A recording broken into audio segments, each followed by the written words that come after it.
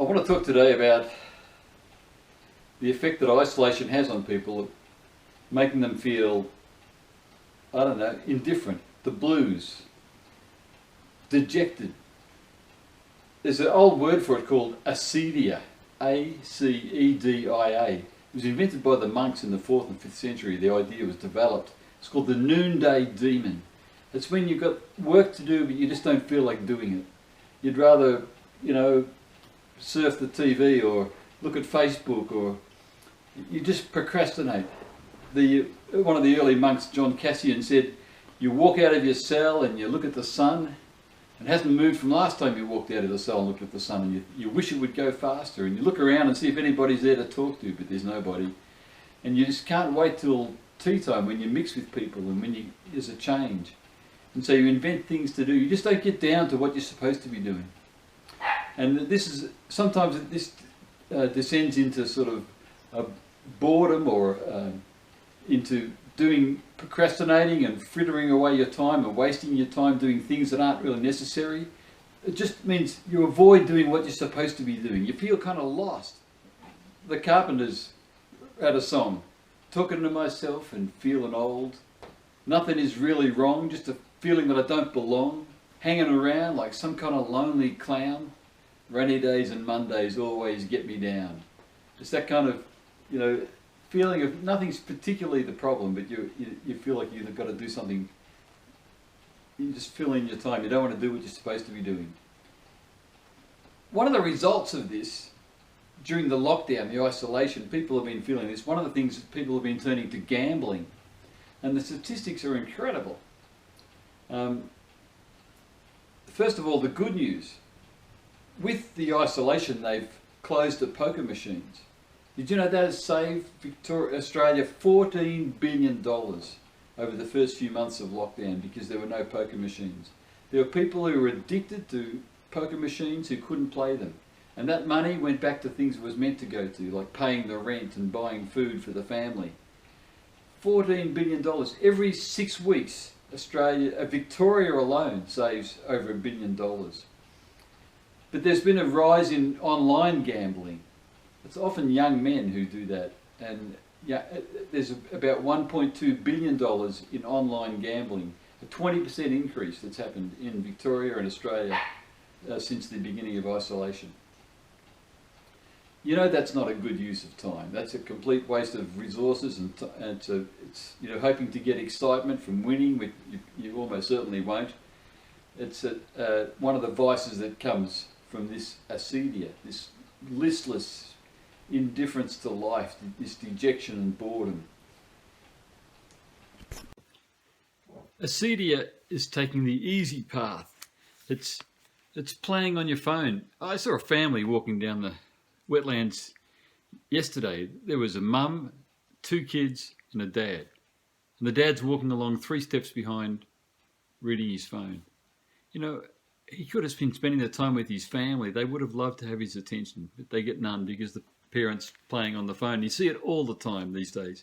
Nobody gets bored anymore, supposedly. They just sit down and play with their phone. But oftentimes that's an avoidance mechanism. We sit down and play with our phones and look at stuff we don't need to look at, rather than engage with people or do things that are important around about us. Sometimes we take the familiar instead of the important. Acedia also leads to comfort eating. Man, oh man. People, every time you can't think what to do, you go find a snack. It also it's about listlessness. It's about inertia. It's not concentrating and doing what you're supposed to be doing. It's procrastination. Now, some people say, it's depression that's causing it. But maybe it's not depression causing it, but maybe it can cause depression. You get to the end of a period of time and you've accomplished nothing and done none of the things you wanted to do. You feel wasted. You feel like you've lost something. I'm very familiar with this experience, I tell you. And one of the things that is not a cure is caffeine. Caffeine is, or alcohol. People look to, if I just get the caffeine going, then I'll feel right. It's not a sugar low. It's not a food need, because it's not the 2 o'clock feeling. It's a spiritual thing, really. It's a spiritual condition that comes upon us, which has been recognized for hundreds of years, thousands of years. And it's fed these days by the fact that we often have an obsession with news and current affairs. We follow everything. We've got to keep up with the 24-hour news cycle. Or maybe it's stalking a celebrity or chasing down some ridiculous leads on the internet that are probably no good. No wonder people today are so open to conspiracy theories. They keep following little crumbs that lead them down rabbit holes. It's because of acedia. They haven't got something better to do. They haven't got a focus in their life that is important. So this is a real spiritual problem, and it takes a spiritual answer. But I think we should go somewhere outdoors where it's nice and sunny to explore some of the ways that acedia can be overcome.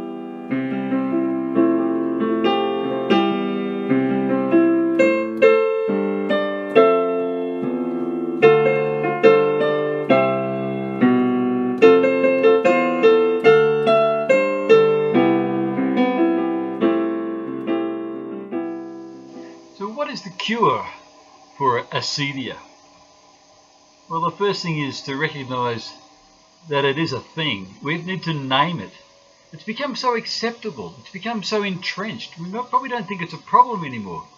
But the ancient writers have recognized for a long time that it's actually a spiritual force that's waging war against us. We need to pray for strength to overcome it. We need to consciously fight it. They say you need the execution of a task with great attention. It takes singleness of mind. That's what you need to defeat this disease called acedia. One of the solutions that the old monks talked about was perseverance, endurance. Now you might wonder what's the relevance of that. But the idea is that you start the day by, or when you find yourself in one of these flat spots, make a list of things that need to be done. Set up a routine that you want to follow. And then you've got to have the endurance to follow it. So it just helps to think, if I want to make the most of today, I don't want to waste today, I don't want this time to go astray, what do I need to do? What do I need to accomplish in this day? And then you create a list of the things that you want to do for that day. And then you sit down, at the end of the day you want to have some things ticked off. This keeps you focused, stops you getting distracted, stops you procrastinating, stops you turning away and wasting your time on Facebook or playing card games on the computer or whatever it is that absorbs your time. It's a spiritual exercise. It's the gift of endurance. It's something that works very well for overcoming acedia. There's a text in the Bible that says, "I know all the things you do, and I've opened a door for you that no one can close. You only have a little strength, yet you have obeyed my word and did not deny me." And it's congratulating a group of people who didn't have a lot of capacity and didn't have a lot of strength. When they were shown an open door and given a job to do, they did it. They stuck with it. And that's what we're called to do, to overcome our indifference and depression. There's a story about St. Anthony, who was a great desert monk of the very early days, and one time he was attacked by the noonday demon and couldn't get himself to do what he was supposed to do.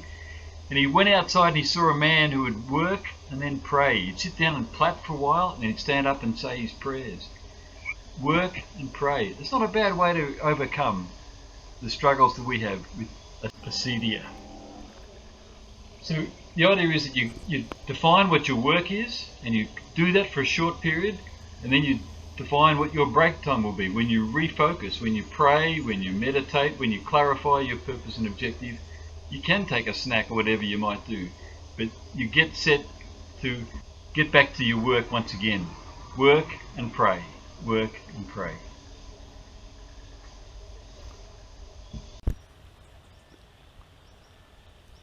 The secret really is moving from self-pity to concern for others. Acedia does kind of encourage self-pity, and self-pity is the most worthless emotion. It's when you only think about yourself. There's a wallaby over there. Just hop through. It's a worthless emotion. You only think about yourself and your misfortunes. And you've got to get out of that mindset and start to think about the bigger picture. You know, you were created for a purpose.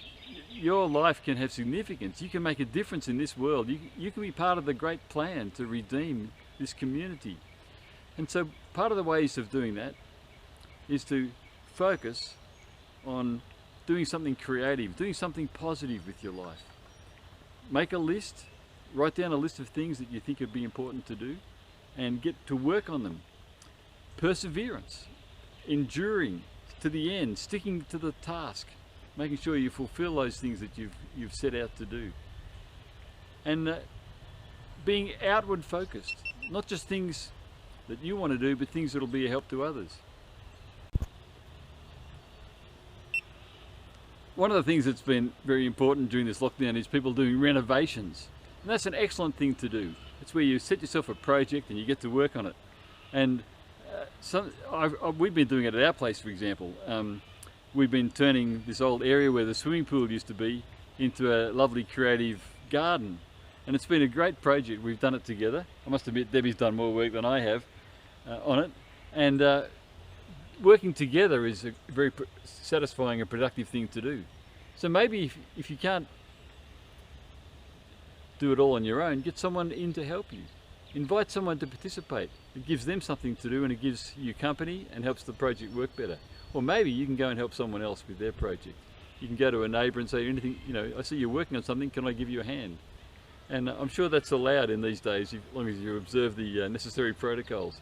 But how much better it is to be doing something productive, making a list, ticking it off, getting through something that works. It gives your life a sense of purpose and you feel that you're doing what you're meant to be doing.